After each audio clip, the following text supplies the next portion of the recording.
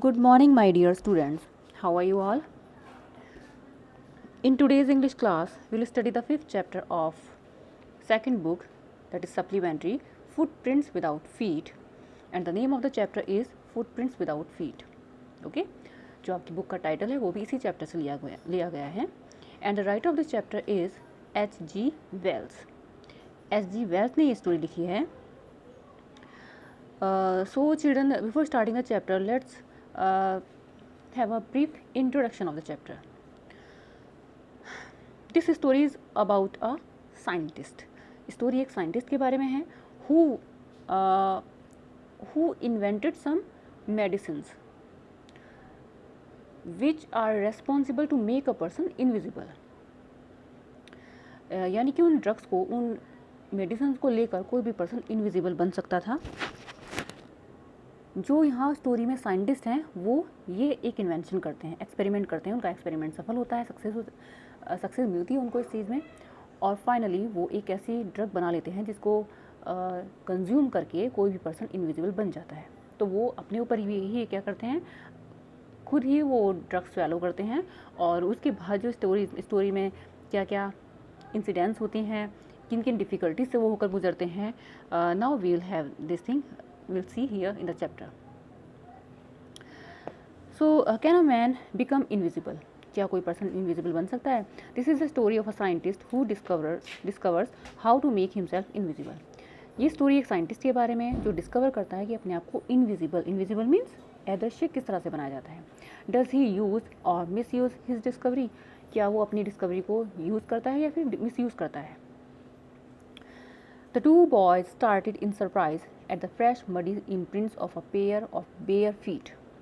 Starting होती है chapter की कि जो दो बॉयज़ हैं वो दे आर गेजिंग, कुछ घूर रहे हैं, and they are able to see some footprints before their eyes. अपनी आइज़ के सामने वो देख रहे हैं कि कुछ फुटप्रिंट्स हैं, और वो कैसे हैं वो? Muddy imprints of a pair of bare feet. Bare means bear is without wearing any slipper and all, wearing any slipper and all. So what was a barefooted man doing on the steps of a house? एक barefooted man एक घर की सीढ़ियों पर क्या कर रहा था? in the middle of London के बीच में. and where was the man? और वो आदमी कहाँ था? as they gazed, a remarkable sight met their eyes. a fresh footmark appeared from nowhere. जैसे वो देख रहे थे, घूर रहे थे, gaze means Ghurna, just then they saw another footprint. तभी उन्होंने एक दूसरा फुटप्रिंट देखा. further footprints followed one after another, descending the steps and progressing down the street. जो एक के बाद एक उनको पैरों के निशान दिख रहे थे. the boys followed, fascinated, until the muddy impressions became fainter and fainter and at last disappeared altogether. जो बॉयज़ थे वो तब तक देखते ही रहे. फैसिनेटेड मीन्स अट्रैक्टेड, उस चीज़ से वो अट्रैक्ट हो रहे थे. ऑब्वियसली अट्रैक्ट होना बहुत ही ऑब्वियस सी बात थी, क्योंकि ये कोई कॉमन चीज़ नहीं थी, because nobody was there, they were not able to see any person there, but the footprints were there only. तो वो तब तक देखते रहे जब तक वो फुटप्रिंट्स धीरे धीरे फेंट यानी कि हल्के नहीं होते गए, और फाइनली वो डिसअपियर्ड यानी कि वहाँ से गायब नहीं हो गए. The explanation of the mystery was really simple enough. The bewildered boys had been following a scientist who had just discovered how to make the human body transparent. जो एक्सप्लेनेशन है वो बहुत ही सिंपल सी है, यानी कि इस बात की जो मिस्ट्री है वो मिस्ट्री ये है कि जो सरप्राइज्ड बॉयज़ थे वो एक साइंटिस्ट को फॉलो कर रहे थे जिसने अभी अभी डिस्कवर किया था कि ह्यूमन बॉडी को किस तरह से ट्रांसपेरेंट बनाया जाता है. Griffin, the scientist, had carried out experiment after experiment to prove that the human body could become invisible. Actually Griffin ने, the name of the scientist was Griffin ने एक के बाद एक एक्सपेरिमेंट्स किए थे इस चीज़ के लिए कि बॉडी को, ह्यूमन बॉडी को इनविजिबल किस तरह से किया जाता है. Finally he swallowed certain rare drugs and his body became as transparent as a sheet of glass. Finally उसने कुछ एक्सपेरिमेंट किए और ही गॉट सक्सेस, उसको उसमें सफलता मिली, और उसकी बॉडी इतनी ट्रांसपेरेंट हो गई जैसे कि एक शीट ऑफ ग्लास, यानी कि एक शीशा होता है ना, ट्रांसपेरेंट ग्लास, उसकी शीट की तरह हो गई. Though it also remained as solid as glass, but ऐसा भी नहीं था कि इसमें इसकी जो सॉलिड फॉर्म में जो बॉडी होती है वो फॉर्म भी रही. ओके. ब्रिलियंट साइंटिस्ट दो he was, Griffin was rather a lawless person. Although Griffin was a brilliant scientist, बहुत ही इंटेलिजेंट था, बट वो एक लॉलेस पर्सन था. उसको रूल्स रेगुलेशन बिल्कुल भी पसंद नहीं थे. उसके मन में जो आता था वो करता था. His landlord disliked him and try to eject him. उसका लैंडलॉर्ड उसको बहुत बिल्कुल भी पसंद नहीं करता था और उसको निकालने की कोशिश भी की. In revenge Griffin set fire to the house. उसके बदले में उसने उसके घर को आग लगा दी. सेट फायर मीन्स आग लगाना. To get away without being seen he had to remove his clothes. जिससे कि उसको कोई देखे ना, इसलिए उसने बिना कपड़ों के वो घर से भाग गया. क्योंकि बच्चों अगर वो कपड़े पहनता तो ऑब्वियसली जो ह्यूमन बॉडी थी वो तो ट्रांसपेरेंट थी, बट जो क्लॉथ से, अब क्योंकि उसकी बॉडी सॉलिड भी थी तो जो कपड़े वो पहने हुए था डेफिनेटली वो कपड़े उसको किसी भी पर्सन को दिखते, इसलिए विदाउट क्लॉथ वो वहाँ से चला गया, भाग निकला. Thus it was that he became a homeless wanderer, without cloth, without money and quite invisible. इस तरह से वो एक होमलेस वॉन्डर बन गया, घूमने वाला बन गया, जिसके पास ना तो कपड़े थे ना पैसा था और बिल्कुल वो अदृश्य था. Until he happened to step in some mud and left footprints as he walked. तब तक उसको कोई नोटिस नहीं कर सकता था जब तक कि वो किसी मड वगैरह में, यानी कि ऐसी जगह पर ना आ जाए जहाँ पर उसके पैरों के निशान, यानी उसके पैरों पर कुछ लग जाती, जैसे कि मिट्टी है, तो फिर मड से वो कहीं भी गया तो वो मड वहीं पर लग गई. इस तरह से लोगों ने उसको नोटिस किया. ही escaped easily enough from the boys who followed his footprints in London. उन बॉयज़ से तो वो इजीली बच गया जो उसको लंदन में फॉलो कर रहे थे. But his adventures were by no means over. But उसके जो एडवेंचर्स थे, उसके जो साहसिक कार्य थे वो बिल्कुल भी खत्म नहीं हुए. He had chosen a bad time of the year to wonder about London without clothes. बहुत ही बुरा समय उसने चूज़ किया था लंदन की सड़कों पर बिना कपड़ों के घूमने के लिए. It was mid winter. It was यानी कि सर्दियों का समय था, वो भी mid winter. The air was bitterly cold and he could not do without clothes. बहुत ठंडी हवा चल रही थी और बिना कपड़ों के काम नहीं चलने वाला था. Instead of walking about the streets, he decided to slip into a big London store for warmth. अब लंदन की सड़कों पर घूमने की बजाय उसने सोचा कि बेटर होगा कि मुझे किसी स्टोर में, डिपार्टमेंटल स्टोर में घुस जाना चाहिए. थोड़ी सी वहाँ पर मुझे क्या मिलेगी, वार्मथ मिलेगी, यानी कि गर्माहट.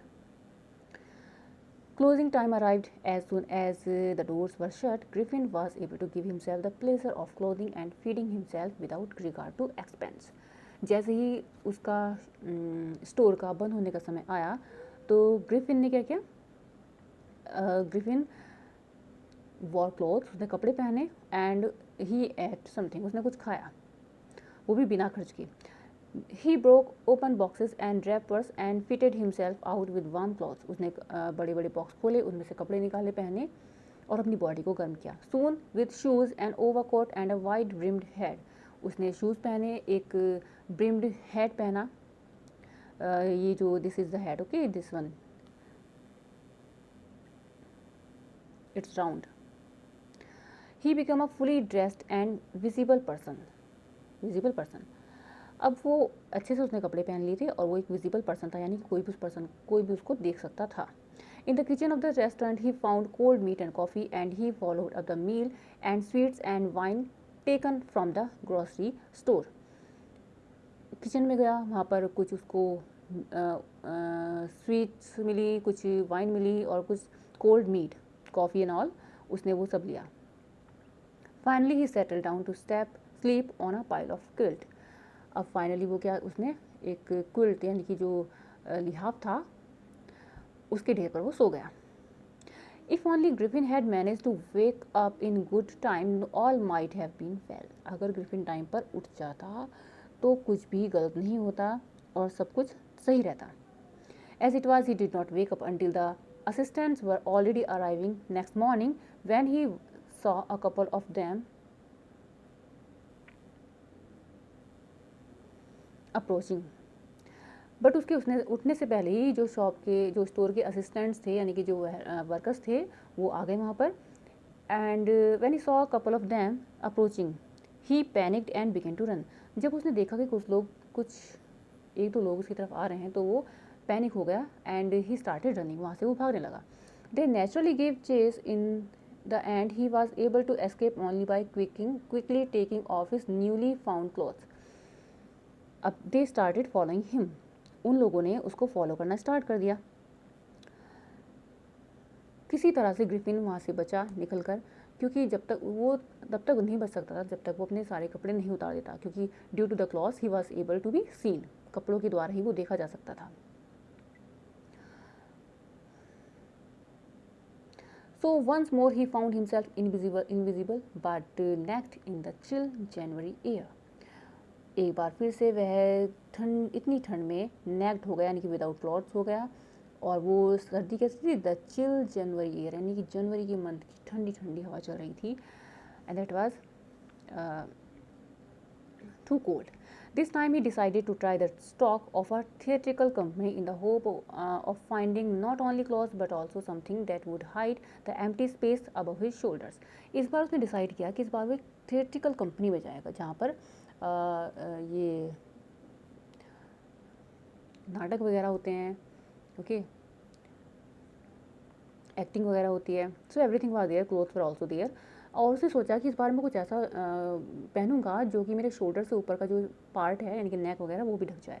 Shivering with cold he hurried to Drury Lane, ठंड से कांपते हुए वह ड्यूरी लैन की तरफ गया।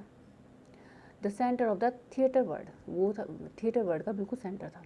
ही soon found a suitable shop, he made his way invisible upstairs and came out a little later wearing bandages round his forehead, dark glasses, false nose, big bushy side whiskers and a large hat. वहाँ पर जाकर उसने एक suitable shop देखी, उसमें उसने क्या पहना, ऊपर गया वो, एंड ही उसने अपनी फेस पर बैंडेजेस यानी कि पट्टियाँ बांध ली, अपने फॉरहेड की चारों तरफ, फेस पर भी डार्क ग्लासेस लगाए, फॉल्स नोज लगा ली, बिग बुशी साइड विस्कर्स, उसने बड़ी बड़ी मूछें लगा ली, एंड अ लार्ज हैट, और एक बड़ा सा हैट पहन लिया। To escape without being seen he carelessly attacked the shopkeeper from behind, after which he robbed him of all the money he could find. कि कोई उसको ना देखे, इससे बचने के लिए उसने शॉपकीपर पर पीछे से अटैक कर दिया और उसके जो पैसे वगैरह थे उसको लूट लिया, यानी कि पैसों से उसके पैसे ले लिए। Eager to get away from crowded London he took a train to the village of Iping. अब भीड़ से बचने के लिए, जो लंदन की भीड़ थी उससे बचने के लिए उसने एक ट्रेन ली आइपिंग के लिए, village Iping, the name of the village was Iping, where he booked 2 rooms at the local inn. वहाँ पर उसने लोकल इन में, इन मीन्स सराय जहाँ पर लोग रुकते हैं, वहाँ पर उसने वहाँ पे 2 रूम्स बुक कराए। The arrival of A stranger eight N in winter was in any case N unusual event. इतनी रात के समय में, इतनी सर्दियों में किसी स्ट्रेंजर का आना एक बहुत ही अजीब सी बात थी। A stranger of such uncommon appearance set all tongues wagging. इस तरह से एक स्ट्रेंजर का आना, यानी कि जो उसका जो लुक था वो बहुत डिफरेंट था, तो सभी लोग टंग वैगिंग मीन्स, वेग मीन्स हिलना, सभी की जुबान हिलने लगी, यानी कि सब कुछ ना कुछ उसके बारे में बोलने लगे। Mrs Hall the landlord's wife made every effort to be friendly. Mrs Hall जो थी लैंडलॉर्ड की वाइफ, उन्होंने बहुत कोशिश की उसके साथ फ्रेंडली होने की। But Griffin had no desire to talk and told her my reason for coming to Iping is a desire for solitude. But Griffin उनसे बात नहीं करना चाहता था और उसने क्लियरली बोल दिया कि यहाँ पर आने का जो मेरा पर्पज़ है वो है डिज़ायर ऑफ सॉलिट्यूड, यानी कि मुझे एकांत चाहिए, I need some space, I do not wish to be disturbed in my work. मुझे अपने वर्क में बिल्कुल भी डिस्टर्बेंस पसंद नहीं है और ना ही मैं चाहता हूँ कि कोई मुझे डिस्टर्ब करे। Besides an accident has affected my face, एक एक्सीडेंट से मेरे फेस पर बैंडेज वगैरह बंधी हुई हैं। Satisfied that her guest was an eccentric scientist, and in view of the fact that he had paid her in advance, Mrs. Hall was prepared to excuse his strange habits and irritable temper. अब जो Mrs hall थी उन्होंने सोचा कि जो उनका guest है वो एक इसेंट्रिक साइंटिस्ट है, इसेंट्रिक मीन्स सनकी, और ये भी सोचते हुए कि जो मुझे चाहिए, यानी कि उनको क्या चाहिए था, उनको तो पैसा चाहिए था एडवांस में, उसने एडवांस में पैसे उनको दे दिए थे। Mrs hall was prepared to excuse his strange habits and irritable temper. अब उसका जो स्ट्रेंज हैबिट्स थी, जो अजीब अजीब आदतें थी, हरकतें थी, इरिटेबल टेम्पर था, वो सब उन्होंने टॉलरेट करना शुरू कर दिया। But the stolen money did not last long.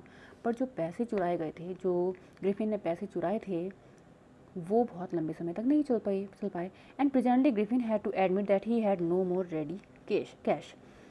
Finally Griffin ने बोल दिया, मिसेस हॉल से कि मेरे पास अब पैसे नहीं हैं। He pretended however that he was expecting a cheque to arrive at any moment. अब वो ये बचने के लिए कहने लगा कि सून, मतलब जल्दी ही मेरा एक चेक आने वाला है, जैसे ही मुझे चेक मिलेगा तो मैं आपको रेंट के पैसे दे दूंगा। Shortly afterwards a curious episode occurred. Very early in the morning a clergyman and his wife were awakened by noises in the study. अब सुबह सुबह जो क्लर्जीमैन थे यानी कि पादरी और उनकी वाइफ थी, उनको कुछ अजीब सी आवाज़ें आ रही थी। वो जग गए, अवेकन मीन्स जाग गए, और नॉइज़ किस तरह की थी? वो अजीब सी, ओके, यानी कि कुछ खनकने की आवाज़ थी।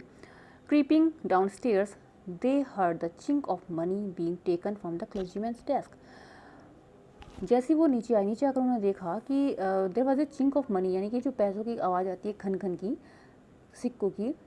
तो somebody is taking out money from clergyman's desk. कोई उनकी डेस्क से पैसे निकाल रहा था। Without making any noise and with a poker grasped firmly in his hand the clergyman flung open the door surrender. बिना कोई शोर शराबा किए क्लर्जीमैन ने अचानक से दरवाज़ा खोला और कहा सरेंडर, यानी कि जो भी कोई हो आत्मसमर्पण कर दो, सरेंडर कर दो। Then to his amazement, he realized that the room appeared to be empty. He and his wife looked under the desk and behind the curtains and even up the chimney. There wasn't sign of anybody.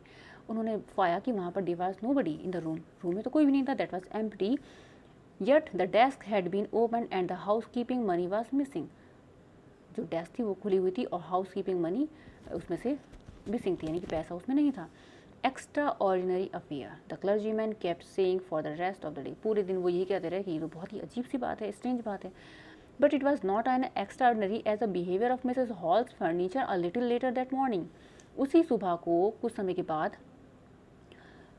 कुछ और हुआ जो कि उससे ज़्यादा strange नहीं था, यानी कि ज़्यादा स्ट्रेंज ये था जो फर्नीचर वाला मैटर था। The landlord and his wife were up very early and was surprised to see the scientist door wide open.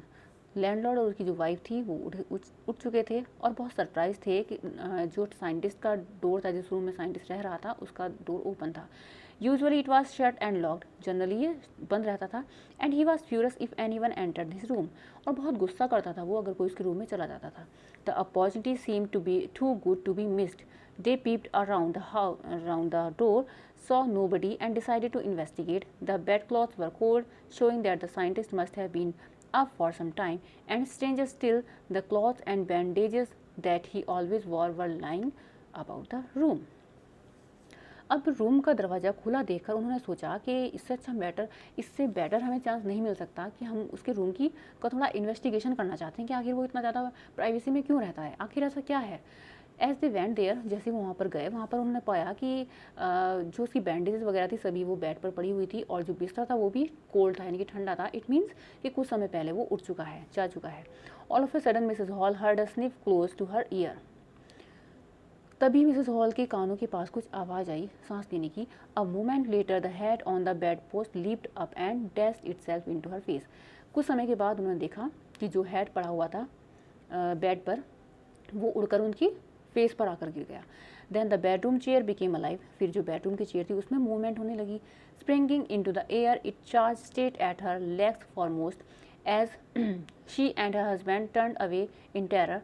The extraordinary chair pushed them both out of the room and then appeared to slam and lock the door after them. जैसे ही वह और उसका husband मुड़े गुस्से में, terror में, जो extra ordinary chair थी, यानी कि अब एक्स्ट्रा ऑर्डिनरी चेयर क्यों कहा, क्योंकि वो उसके अंदर उसमें मूवमेंट हो रही थी।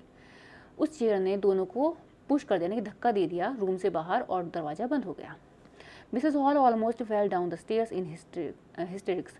उनको दौरे पड़ने लगे, ऑलमोस्ट ऐसी हो गई वो। She was convinced that the room was haunted by spirits, और उनको लगा कि उसमें रूम में कोई बुरी आत्माएं हैं। And that the stranger had somehow caused this to enter into her furniture. Mrs my poor mother used to sit in that chair, she moaned. वो कहती है मेरी जो मदर थी, जो अब नहीं है इस दुनिया में, वो चेयर पर बैठा करती थी। To think it should rise up against me now, और ये चेयर मुझ पर मेरी तरफ आकर मुझे रूम से बाहर कर रही है। इट मीन्स इसके अंदर कोई बैड स्पिरिट है। The feeling among the neighbours was that the trouble was caused by which craft. सबको लगा कि कोई भूत प्रेत आत्मा का कुछ मैटर है यहाँ पर, but witchcraft or not, when news of the burglary at the clergyman's home became known, the strange scientist was strongly suspected of having had a hand in it. But जैसे जैसे पता चला कि जो क्लर्जी मैन है उनके dryer से पैसे गायब हुए हैं, तो सभी को एक डाउट होने लगा उस स्ट्रेंज पर्सन पर, उस साइंटिस्ट पर। Suspicion grew even stronger when he suddenly produced some ready cash, though he had admitted not long before that he had no money. लोगों का शक और ज़्यादा गहरा इसलिए हो गया क्योंकि पहले उसके पास पैसे नहीं थे, but now he handed over money to Mrs Hall. अब उसने मिसेस हॉल को पैसे भी दे दिए, कैश दे दिया। The village constable was secretly sent for. Instead of waiting for the constable, Mrs Hall went to the scientist who had somehow. जो village का कांस्टेबल था उसको ये इन्फॉर्मेशन दी गई, बुलाने के लिए बुलाया गया उसको। अब instead of waiting for the constable, constable का वेट करने की बजाय Mrs Hall went to the scientist, Mrs Hall scientist के पास गई। Who had somehow mysteriously appeared from his empty bedroom, जो कि रहस्यात्मक तरीके से अपने उस एम्प्टी बेडरूम में आ चुका था। I want to know what you have been doing to my chair upstairs, she demanded. उन्होंने कहा, मैं जानना चाहती हूँ कि तुम मेरी चेयर के साथ क्या कर रहे थे। And I want to know how it is you came out of an empty room and how you entered a locked room. और मैं ये भी जानना चाहती हूँ कि तुम एक एम्प्टी रूम में किस तरह से आए और तुमने एक लॉक्ड रूम में किस तरह एंट्री की। The scientist was always quick tempered, वो बहुत ही जल्दी गुस्से में आ जाता था। Now he became furious, you don't understand who or what I am, तुम्हें नहीं पता कि मैं कौन हूँ। He shouted, very well I will show you, बहुत अच्छे से मैं तुम्हें अभी दिखाऊंगा। Suddenly he threw off bandages, whiskers, spectacles and even nose. उसने धीरे धीरे करके अपनी बैंडेज, विस्कर्स और स्पेक्टिकल्स और नोज वगैरह जो थी, फॉल्स नोज, सब कुछ उतारना स्टार्ट कर दिया। It took him only a minutes to do this. The horrified people in the bar found themselves staring at a headless man. जितने भी लोग थे वहाँ पर सब उस हेडलेस मैन को देख रहे थे। अब हेडलेस क्यों? क्योंकि फेस के ऊपर जो बैंडेज वगैरह थी वो तो सब उसने उतार दी थी, बाकी वो तो इनविजिबल था ही। Mister Jeffers the constable now arrived and was quite surprised to find that he had to arrest a man without a head. Mister Jeffer, जो कि कांस्टेबल का नाम था, वो वहाँ पहुँचे और ये चीज़ देखकर बहुत ही सरप्राइज थे कि मुझे एक ऐसे पर्सन को अरेस्ट करना है जिसका तो हेड ही नहीं है। But Jeffers was not easily prevented from doing his duty. पर जैफर को उनकी ड्यूटी करने से इजीली नहीं रोका गया। If a magistrate's warrant ordered a person arrest then that person had to be arrested with or without his head. क्योंकि अगर किसी का ऑर्डर है उसको अरेस्ट करने के लिए, तो उसको सब है कि नहीं है, कि कैसा ही पर्सन है, उसको तो अरेस्ट करना ही पड़ेगा। There followed a remarkable scene as the policeman try to get hold of a man who was becoming more and more invisible as he threw off one garment after another. अब ये एक scene ये create हुआ कि जैसे ही policeman ने try किया उसको अरेस्ट करने के लिए, पकड़ने के लिए, तो वो धीरे धीरे और ज़्यादा इनविजिबल होता गया, क्योंकि one by one he was taking off his cloth. अब उसके गारमेंट से वो अपने कपड़े उतार रहा था। अब ऐसा क्यों कर रहा था वो? टू बी, जिससे कि वो इनविजिबल हो जाए और कोई भी उसको ना देख सके। Finally, a shirt flew into the air and the constable found himself struggling with someone he could not see at all.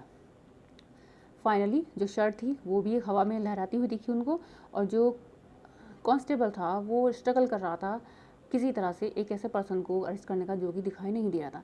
Some people tried to help him but found themselves hit by blows that seemed to come from nowhere. कुछ लोगों ने भी उसकी help की, but उन लोगों ने क्या फेस किया? They found themselves hit by blows, उनके फेस पर आकर मुक्के लगे, यानी कि वो उनको मार भी रहा था, वो उन पर हाथ भी चला रहा था। In the end Jeffers was knocked unconscious as he made a last attempt to hold on to the unseen scientist. Finally जो जेफर था उसके फेस पर भी कुछ मुक्के आकर लगे और वो अनकॉन्शियस हो गया, यानी कि वो अपने होश गंवा बैठा। और वो उसका जो उसको पकड़ने का टाइम था वो फेल रहा। There were nervous excited cries of hold him. लोग नर्वस थे, एक्साइटेड थे और कह रहे थे होल्ड हिम, पकड़ो उसको, पकड़ो। But this was easier said than done. But कहना आसान था, करना बहुत डिफिकल्ट था।